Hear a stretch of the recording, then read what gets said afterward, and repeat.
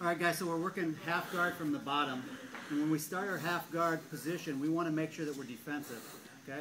So to be defensive, we're going to be on our side. This hand here, the top arm is going to grab the lapel, the bottom arm is going to protect my face.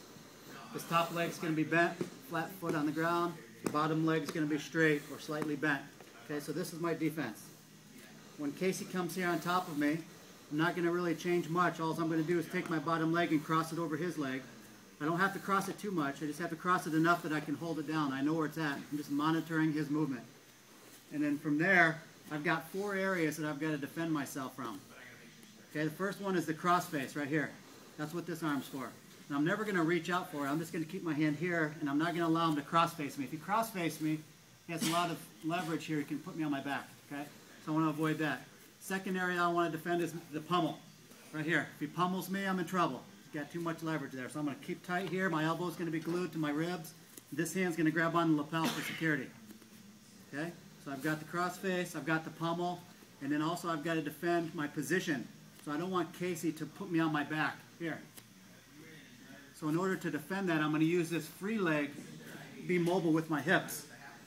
Okay? See that? So as he starts to put some pressure on me, I'm just going to push my hips away. Stay mobile. And then the fourth area to defend is the leg. So I've got the half guard, and I want to keep that half guard until I'm ready to let it go. So if I feel him get up on his toes and start to pull away, I'm going to lock it down here. Figure 4, lock it, squeeze your knees. Okay? That's one way of locking down the leg. So those 4 areas to defend: cross face, pummel, my position, and then the leg. Okay? After we've done that, then we're going to try to escape. There are 2 ways to escape the half guard. First one I'm going to do is just escape to guard. Why do we escape to guard? You know, maybe the guy on top's a great passer, and you feel compromised a little bit here in the half guard. So you want to go to full guard to have both legs available to you. So how do we escape to guard? It's pretty simple. The arm here that's defending my face, I'm going to put down here on the knee. Okay? And you notice how I put my head back here, put a straight arm. Straight arm's always better than a bent arm. Okay? So I'm going to come back here, straight arm on the knee, use my hip mobility to push away, and bring this leg up and around. Just like that, escape the guard. Second way of escaping is escaping to knees. This is what I'm going to do to escape to knees. I'm going to take this arm here that I'm securing to my body, and as Casey's laying on me, I'm just going to hinge here and come around the back. So he's on top of me, I'm going to hinge it, and I'm going to come around here. Once I've come around his back, secure it with a grip.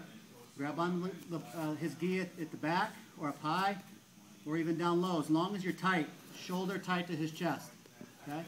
Now, one of 2 things is going to happen. He's either going to sit back, or he's going to come flying at me.